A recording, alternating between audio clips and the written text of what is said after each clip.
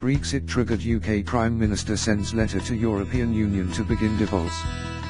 British Prime Minister Theresa May has started the formal process that will divorce the United Kingdom from the European Union, overturning 4 decades of integration with its neighbours and shaking the foundations of a bloc that is facing challenges to its identity and its place in the world. Britain's top envoy to the EU, Tim Barrow, hand-delivered a letter to European Council President Donald Tusk, formally triggering a 2-year countdown to the final split. Today the government acts on the democratic will of the British people, May told lawmakers in the House of Commons. This is a historic moment from which there can be no turning back. The United Kingdom is leaving the European Union. She added, "We are leaving the European Union, but we are not leaving Europe." Tusk tweeted that after 9 months the UK has delivered, followed by a photo of Barrow handing him the letter in front of British and EU flags in Brussels. "There is no reason to pretend this is a happy day," Tusk said during a speech later, emphasizing that the priority now is to minimize costs for EU citizens and member states. But for Britons who voted 52 to 48% to leave the bloc in a referendum 9 months ago, it was a time for celebration. Former UK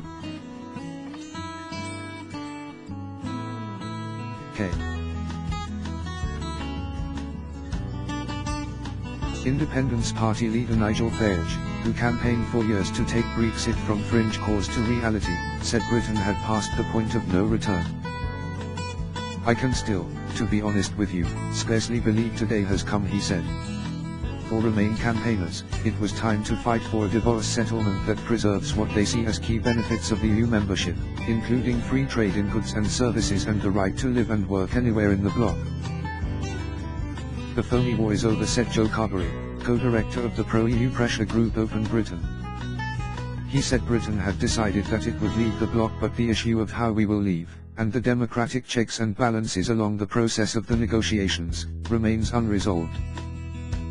May's 6-page letter to Tusk triggering Article 50 was polite and conciliatory, stressing that Britons want to remain committed partners and allies to our friends across the continent. She said the two sides should engage with one another constructively and respectfully, in a spirit of sincere cooperation. May said it is in the best interests of both the United Kingdom and the European Union that we should use the forthcoming process to deliver these objectives in a fair and orderly manner, and with as little disruption as possible on each side. Both Britain and the EU say a top priority will be guaranteeing the rights of 3 million EU citizens living in Britain, and 1 million Britons living elsewhere in the bloc. European leaders expressed dismay, with Danish Prime Minister Lars Løkke Rasmussen saying Britain's goodbye to the European Union is incredibly sad and he expects many bumps on the road. Germany's foreign ministry said Britain would remain a close partner and friend of the EU, but that being a close friend is not the same as being part of the family. The loss of a major member is destabilizing for the EU, which is battling to contain a tide of nationalist and populist sentiment and faces unprecedented antipathy from the new resident of the White House. It is even more tumultuous for Britain. For all the UK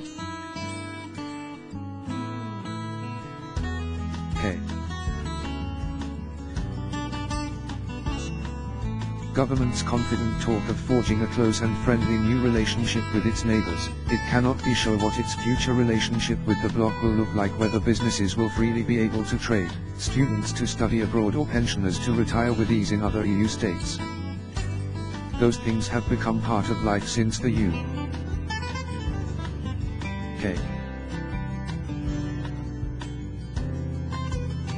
joined what was then called the European Economic Community in 1973. It's not even certain that the United Kingdom will survive the exit intact.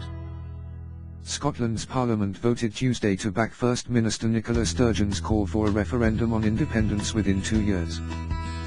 Scottish voters backed remaining in the EU in last year's vote, and Sturgeon insists Scotland must not be taken down a path that we do not want to go down without a choice. The trigger for all the economic and constitutional uncertainty is Article 50, a previously obscure clause of the EU's Lisbon Treaty that allows a member state to withdraw from the bloc. The two sides now have until March 2019 to agree on a divorce settlement and if possible establish a new relationship between Britain, the world's fifth largest economy, and the EU, a vast single market stretching over 27 countries and 500 million people. May said Britain's aim was to reach a deal on divorce terms and a new relationship within the 2 years, something EU officials say is unlikely. May conceded Wednesday that there would have to be a phased process of implementation. Brexit Secretary David Davis, the man charged with leading Britain's side in the talks, has called it the most complicated negotiation in modern times, maybe the most complicated negotiation of all time. Tusk has said that within 48 hours he will respond with a draft negotiating guidelines for the remaining 27 member states to consider. Leaders of those nations will then meet on the 29th of April to finalize their negotiating platform before instructing the EU's chief negotiator, French diplomat Michel Barnier. Then Barnier will sit down with his British counterpart, Davis, who has said the first item on the agenda will probably be, how we do this.